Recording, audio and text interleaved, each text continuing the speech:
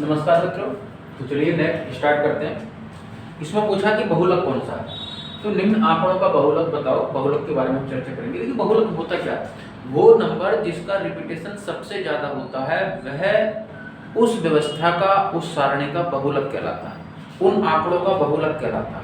तो हम देखते हैं कि सबसे ज्यादा रिपीटेशन कौन हो रहा है, ये f है। सबसे ज्यादा रिपीटेशन कौन हो रहा है, इसका मतलब यह है कि 3 जो है वो एक बार रिपीट हुआ है, 4 जो है वो 3 बार आया है, 5 7 बार आया है, 6 5 बार आया है और 7 2 बार आया है और 8 2 बार आया है।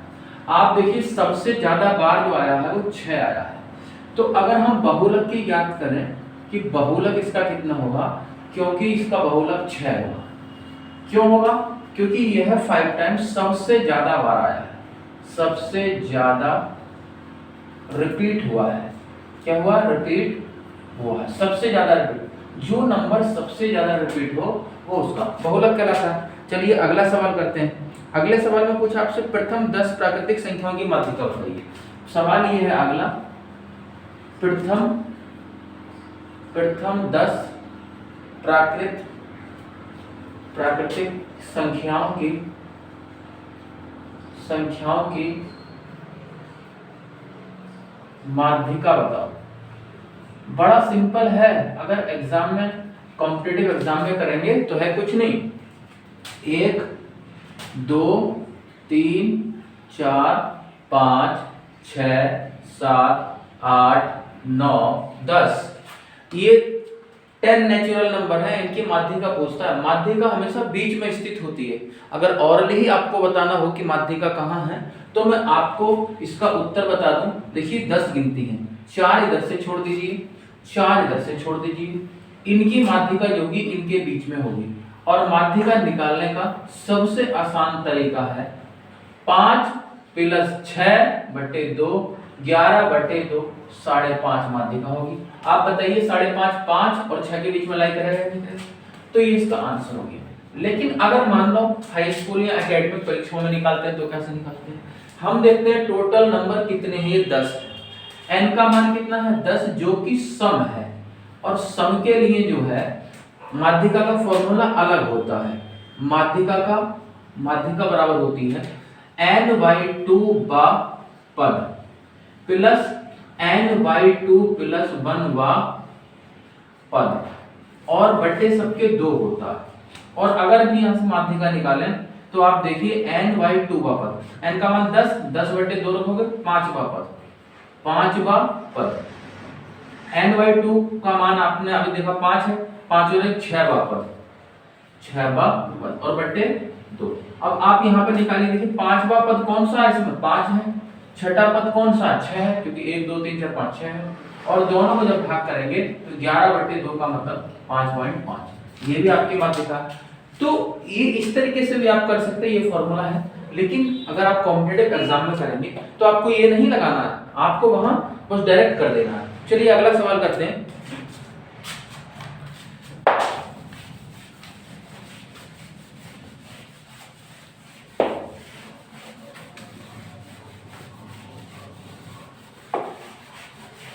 अगला सवाल करते हैं। अगले सवाल में कह रहे हैं, अगले सवाल में ये कह रहे हैं तो माध्यिका इस प्रकार की तो आप निकाल ही लेंगे, ठीक है, हाँ माध्यिका इस प्रकार की निकाल लेंगे। अगले सवाल में कह रहे हैं, एक सारणी दी है, देखिए मैं बताता हूं। ऐसा सवाल भी बहुत आता है। देखिए कह रहे हैं 48 सवाल है, 48 मैं ऊपर से लिखता हूं, क्वेश्चन नंबर है 48, है ना, 48 जो भी क्वेश्चन है 48, 44, 36, 2x + 8, 2x - 6, 14, 11, 8, 6 की माध्यिका इसकी जो माध्यिका दे रखी है वो 25 है। इसकी माध्यिका है 25, है ना। तो x का मान पूछा, तो x का मान बताओ, तो x का मान बताओ, ये पूछा है आपसे, x का मान बताइए। तो हमें क्या करना है, हमें देखिए वही वेरी सिंपल क्वेश्चन है यार, कुछ नहीं है, इसकी माध्यिका बतानी है ना हमें। तो देखिए हम कैसे बताते हैं, हम पहले इसके पद काउंट कर लेते हैं, सॉल्यूशन देखते हैं, वेरी सिंपल, इसके पद काउंट कर लेते हैं पहले। देखिए इसके पद क्या होंगे, 1 2 3 4 5 6 7 8 9, 9 पद हैं। अब 9 पद हैं तो इसका मतलब इसकी माध्यिका निकालनी है। तो 9 पद यानी कि 3 इधर से छोड़ दो, बीच में होती है, और 3 इधर से छोड़ दो, ओ सॉरी 9 पद है ना, 4 छोड़ेंगे, 4 इधर से और 4 इधर से छोड़ देंगे, बीच में जो पद है वो उसकी माध्यिका होगा, वही क्या होगा, वही उसकी माध्यिका होगा। तो इस प्रकार से जो है हम माध्यिका निकालते हैं। तो आप देखिए कितने पद हैं, 1 2 3 4 5 6 7 8 9 10, 10 पद है। क्या छूट गया मुझसे, कुछ छूट गया क्या, 1 2 3 36 के बाद कुछ छोटा है क्या, 4 4 के बाद है 5 5 6 6 के बाद 6 के 11 11 के बाद 14 के बाद 11 11 के बाद 8 8 के बाद 6, तो पद कितने हो यार, 1 2 3 4 5 6 7 8 9, एक पद कौन सा छोटा है, 48 44 41, ओ 44 के बाद 41 से ही छोटा है। यहाँ पे देखिए हम लिख देते हैं 44 के बाद जो है 41 है, और फिर जो है 41 के बाद जो है 36 है, ये छोटा है। तो आप देखिए किस प्रकार से हम माध्यिका निकालते हैं। तो माध्यिका का मतलब ही होता है बीच में स्थित होती है ना, गिनती है सम, तो सम गिनती में क्या होता है, या तो फॉर्मूला लगा दो वही, या फिर जो है जैसे 10 गिनती 1 2 3 4 10 टर्म है, तो आप 4 इधर से छोड़िए 4 इधर से छोड़िए, और माध्यिका बराबर जो है बीच के 2 अंक ले लीजिए, 2 पद ले लीजिए, 2x प्लस 8 और प्लस 2x माइनस 6 और बटे 2 बटे, बस हो गया। अब इसकी माध्यिका दी है आपको 25, यहाँ 25 रख दीजिए आप, और ये हो गया 2x plus 8 plus 2x minus 6 बराबर 2। आप देखिए 25 और ये 4x हो गया, 8 में से 6 गए, 2 बचा, और नीचे 2 की इधर मल्टीप्लाई कर दीजिए तो ये 50 हो जाएगा, 50 बराबर 4x प्लस 2, और 4x बराबर 2 माइनस कर दीजिए 48 हो जाएगा, और x बराबर 48 बटे 4 का मतलब है 12, यानी कि x का मान कितना आ जाएगा, 12 आ जाएगा। इस प्रकार के सवाल आप जो है बड़ी आसानी से कर सकते हैं, ठीक है। हाँ, अगला सवाल देखिए, अगला सवाल सारणी वाला है, बंटन की बारंबारता ज्ञात कीजिए। तो सारणी वाला सवाल हम कैसे करते हैं, सारणी वाला देख लीजिए। तो सारणी वाला सवाल भी बहुत इजी होता है, ठीक है। तो सारणी वाला सवाल हम करते हैं, बंटन की माध्यिका ज्ञात कीजिए, है ना। तो बंटन की माध्यिका हम ज्ञात करते हैं, बंटन की माध्यिका हम ज्ञात करते हैं। तो सारणी बना लेते हैं पहले। बारंबारता बंटन दिया है, क्वेश्चन है बारंबारता बंटन, बारंबारता बंटन की माध्यिका ज्ञात करो, ज्ञात करो। अब उन्होंने एक सारणी दी है, सारणी क्या दी है, 2 पद तो दिए होते हैं, तो आपको 3 उसकी सारणी बना लेनी है। मान लो उसने जो सारणी दी है वो इस प्रकार की दी है, इस प्रकार की उसने सारणी दी है, इस प्रकार की। तो यहाँ पे हम क्या करेंगे, एक तरफ तो दिया उसने प्राप्तांक, और एक तरफ दिया उसने छात्रों की संख्या, है ना। तो यहाँ पे एक तरफ प्राप्तांक दिया है, यहाँ पे प्राप्तांक लिख देंगे, प्राप्त अंक, और एक तरफ छात्रों की, एक तरफ दी है number of students, number of student दिया है। तो आप देखिए कह रहे 20 प्राप्तांक जो है वो 3 बच्चों ने पाए हैं, 25 प्राप्तांक जो है वो आपके जो है 5 बच्चों ने पाए हैं, 30 प्राप्तांक, 35 प्राप्तांक, 40 प्राप्तांक, 50 प्राप्तांक, 1 4 6 12 ये है। तो इसमें हम क्या करते हैं, ये इतना डेटा आपको दिया हुआ, अब यहाँ पे संचयी बारंबारता निकाल लेते हैं। संचयी बारंबारता यहाँ पे हम निकाल लेते हैं, संचयी बारंबारता। संचयी बारंबारता कैसे निकालते हैं, बड़ा आसान है संचयी बारंबारता निकालना। 3 है ऐसे लिख दीजिए, 5 और 3 8 लिख दीजिए, 12 और 8 20 लिख दीजिए, 20 और 6 26 लिख दीजिए, 26 और 4 30 लिख दीजिए, 30 और 1 31 लिख दीजिए। कितना लिख दीजिए, 31 लिख दीजिए, ठीक है ना। हाँ, तो इसकी संचयी बारंबारता सामने, बिल्कुल सामने सामने की सामने से होती है। फिर उसके बाद हमें क्या करना है, अब कुल पदों की संख्या जो है हमें देखनी है कितनी होगी।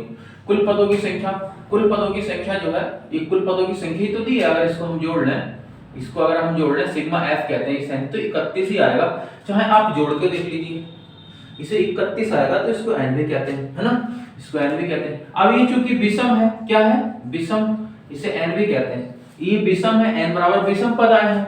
तो जब विषम पद आए हैं तो विषम पद के लिए जो है माध्यिका का फॉर्मूला ये होता है ना, माध्य का n प्लस बटे 1/2 बाप पद जो है वो माध्यिका होगी। अब ये पद कौन सा है निकाल लीजिए, यानी 31 प्लस 1/2 यानी कि 32 और 2 से भाग करा 16वां पद आ गया। कौन सा आ गया, 16वां पद आ गया। अब हम 16वां पद हम देखेंगे कौन से वर्ग में आता है, 16वां वर्ग कौन से वर्ग में आता है हम ये देखेंगे। 16वां जो पद है देखो, ये तो पहला वाला वर्ग हो गया ऊपर, और ये दूसरा वाला वर्ग हो गया, और ये तीसरा। तो 16 जो है इस वर्ग में आएगा। कौन से वर्ग में आएगा, 16 जो है 16वां पद उस वर्ग में आता है जिसकी संचयी बारंबारता 20 है ना। तो 16वें पद का मान हम देखेंगे, 16वें पद का मान ये 30 आया है ना, यानी कि 20 बार इसकी संचयी बारंबारता 20 है, क्योंकि 20 के नजदीक है ना बिल्कुल, तो 20 वाले में आएगा, है ना। तो संचयी बारंबारता 20 वाले, है ना, 20 वाले वर्ग में 16वां पद होगा, 16वां पद होगा और 16वें पद होगा। तो इसके सामने जो प्राप्तांक है ये इसकी जो है माध्यिका हो जाएगी, माध्यिका, तो माध्यिका हो जाएगी इसकी 30। तो ये उत्तर हो गया आपको। इस प्रकार से जो है हम सवाल करते हैं। चलिए इस प्रकार से अगला सवाल एक और करते हैं, तब समझ में आएगा। एक बार और समझ लीजिए, बारंबारता बढ़ने की माध्यिका याद करो। प्राप्तांक ये 2 कॉलम दिए होंगे, संचयी बारंबारता आपको बनाना होगा। फिर आपको जो है इसको जोड़ के ये चेक कर लेना है कि जो नंबर ऑफ स्टूडेंट्स हैं इतने आ रहे हैं नहीं आ रहे हैं। 31 आएगा तो इसका योग करेंगे 31 आएगा। n बराबर विषम आ गया तो मध्य निकाल लेते हैं, इसका मध्य पद निकालना है। तो n प्लस 1/2 पद मतलब 16वां पद। अब 16वां पद किस में लाई करता है ये देखते हैं, किसके नजदीक है, 20 वाले के नजदीक है। तो 20 वाले में 16वां पद होगा और 16वें पद का मान जो है 30 होगा और 30 ही माध्यिका हो जाएगी। इस प्रकार से जो है हम कर लेते हैं और बताते हैं 1-2 सवाल, तो आपको और क्लियर हो जाएगा।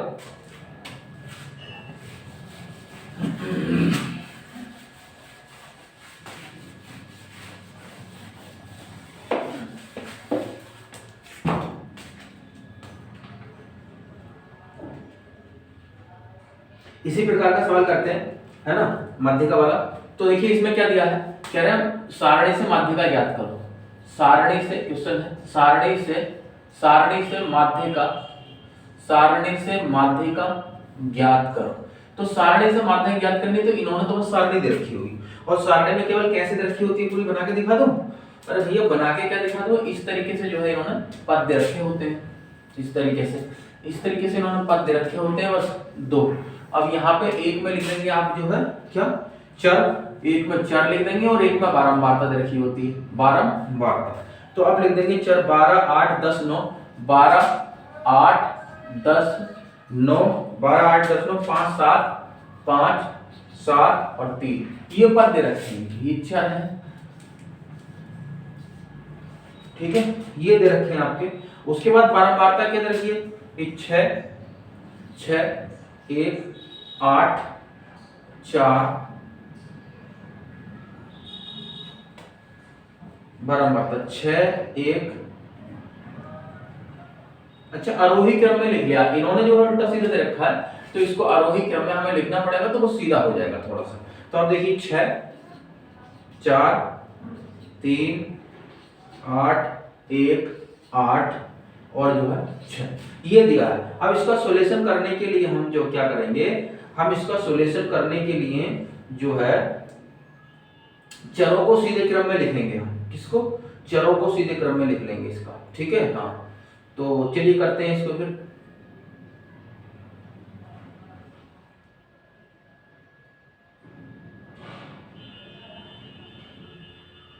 है उठा के लिख लीजिए, तो इसको सीधे क्रम में लिखना। तो अब इस सारणी को बनानी पड़ेगी, एक कॉलम खींच लीजिए आप इस तरीके से, सारणी एक अपनी सारणी बनानी पड़ेगी। इसको देखिए इस प्रकार से बना लीजिए और इसमें 3 खाने बना लीजिए, ये 3 खाने आपने बना लिए। अब यहाँ पे आप लिख देंगे वही, यहाँ पे चर लिख लेंगे और यहाँ पे एक में बारंबारता लिख लेंगे, बारंबारता, और यहाँ जो लिख लेंगे आप एक में संचयी बारंबारता लिख लेंगे। क्या लिख लेंगे, संचयी बारंबारता। जब आप लिख लेंगे इसमें, तो आप देखिए संचयी बारंबारता। तो अब जो है इसे हम जो है क्रम से लगाएंगे, क्रम का मतलब आरोही क्रम में लिखेंगे। सबसे पहले छोटा 3 है, इसमें 3 लिख लीजिए, है ना। और जो है 3 के आगे बारंबारता कितनी, तो 6 लिख दीजिए। उसके बाद 3 से बड़ी कौन सी गिनती है भाई, 7 है, 7 लिख दीजिए, है ना। नहीं 3 से बड़ी 5 है ना, तो 5 लिख दीजिए, 5 लिख दिया भाई।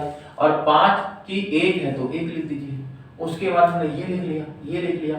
उसके बाद हमारा 7 है, 7 लिख लीजिए। और 7 की कितनी है बारंबारता, 8 लिख लीजिए, ये भी हो गया। 7 से बड़ा क्या है, 8 है, तो 8 लिख दीजिए। 8 ये लिख दिया, तो इसकी बारंबारता कितनी, 4 लिख दीजिए। उसके बाद कौन सा है, 9 है, 8 के बाद तो 9 ही आएगा, तो 9 लिख दीजिए। 9 की बारंबारता 8 है, तो 8 लिख दीजिए। उसके बाद 9 के बाद आपका 10 है, और 10 की बारंबारता 3 है, तो ये भी हो गया। उसके बाद जो है 12 है, और 12 की बारंबारता 6 है, 6 लिख दीजिए। इस प्रकार से आपने ये बिल्कुल सही तरीके से कर लिया। अब क्या करेंगे हम, देखिए अब हम यह करेंगे, इसकी संचयी बारंबारता निकालेंगे। क्या निकालेंगे, संचयी बारंबारता। तो चलिए निकालते हैं ना, संचयी बारंबारता कितनी आती है। तो संचयी बारंबारता निकालते हैं, तो 6 और 1 और 6 7 आ गया, 8 7 15 हो गया, 15 4 19 हो गया, 19 और 8 बाबू 27 हो गया, 27 और 3 30 हो गया, 30 और 6 36 हो गया। तो आप देखिए जितना, अगर इसका योग करेंगे आप, इसे n भी कहते हैं, अगर इसका आप टोटल योग करेंगे तो वो भी 36 ही आएगा, जो यहाँ था वो यहाँ आता। अब 36 जो है सम है, 36 क्या है, सम है। तो सम के लिए हम क्या निकालते हैं, सम के लिए हम निकालते हैं n/2 पद, n/2 पद, क्योंकि इसका फॉर्मूला अलग होता है, n/2 पद निकाल के रख लेते हैं। तो 36/2 पद, 36/2 पद, यानी कि 18 आ गया, 18वां पद हो गया। और 18वां पद है, 18 आ गया इसमें, ठीक है। हाँ 18वां पद। एक n/2 प्लस 1वां पद निकालते हैं, एक n/2 प्लस 1वां पद निकालते हैं, n/2 प्लस 1वां पद निकाल लो। तो n/2 प्लस 1वां पद क्या हो गया, यहाँ लिख लेते हैं n/2 प्लस 1वां पद, पद निकाल लेते हैं। तो n का मान 36 है, 36/2 प्लस 1 यानी कि हो गया 18, काट देंगे ना 18 बार, और प्लस 1 यानी कि 19वां पद हो गया। कौन सा पद हो गया, 19वां पद हो गया। अब देखिए यहाँ से बात समझने की है आपको, यहाँ से आपको बात समझने की, एक 19वां पद है और एक 18वां पद है ना। अब यहाँ पे 18वें पद का मान और 19वें पद का मान रखना दोनों का, है ना। 18वें पद का मान रखना है और 19वें पद का मान रखना है, ठीक। हाँ तो अब हम ये देखेंगे, है ना, 18वां पद और 19वां पद दोनों उस पद समूह के अंतर्गत आएंगे जिसकी संचयी बारंबारता 19 है। संचयी बारंबारता किसकी, 19 है संचयी। तो इस पद समूह के अंतर्गत जो है ये दोनों पद 18वां और 19वां इसमें आ जाएंगे, क्योंकि 18 इसके नजदीक है और 19वां तो ये है ना। तो इसके नजदीक दोनों पद ये आ जाएंगे। तो हम इसको निकालने के लिए जो है 18वें पद का मान और 19वें पद का मान जो है 8 है, तो हम लिखेंगे 18वें पद का मान। समझ रहे हैं ना मेरी बात को, यहाँ पे ये समझिए, बाहर बैठ जाइए, तो चेयर डाल दी मैंने। 19वां पद, तो 19वां पद संचयी बारंबारता के अंदर देखते हैं, इसके अंतर्गत आ रहा है, ठीक है। 19वां भी और 18वां भी, क्योंकि सब इसी के नजदीक है, जो नजदीक होते हैं, तो हम इसमें देखते हैं। तो यहाँ पे 19वें पद का मान भी, 19वें पद का मान जो है वो भी 8 मानेंगे, और 18वें पद का मान जो है, 18वें पद का मान वो भी हम 8 मानेंगे। अब बस दोनों पदों का मान इतना हो गया, अब माध्यिका निकाल देंगे, है ना। और माध्यिका का तो सूत्र आप जानते ही हैं, माध्यिका का सूत्र। तो ये दोनों पद लिख लिए, 18वां पद प्लस जो है पद और प्लस 19वां पद, ठीक है, 19वां पद। अब जो है 18वां पद भी 8 है और ये भी 8/2 भी होते हैं, और 2 यानी कि 16/2, यानी कि इसकी माध्यिका जो है 8 आ गई। इसकी माध्यिका कितनी आ गई, 8 आ गई। यही आपका उत्तर हो गया, ठीक है। चलिए अगला सवाल करते हैं, अगला सवाल करते हैं फिर से अगला सवाल करते हैं, इसको मिटा दे। सब मिक्स सवाल है, समांतर माध्यम के, बहुलक के, और जो है बारंबारता के, सब मिक्स सवाल हैं ये। तो इस प्रकार से जो है ये सवाल हो गया, और आगे करते हैं सवाल। मतलब बारंबारता को क्या है कि हम क्रम से लिख लेते हैं, जब क्रम से लिख लेते हैं तो वो अपने आप ही जो है आंसर आ जाता है। चलिए हम देखते हैं और करते हैं अगला सवाल। तो अगला एक सवाल और लेते हैं और फिर आपको और समझ आ जाएगा। अगले सवाल में ये कह रहे हैं 10 पदों का समांतर माध्य 24 तथा अंतिम 8 पदों का समांतर माध्य 20 है। तो प्रथम 2 पदों का समांतर माध्य कितना होगा।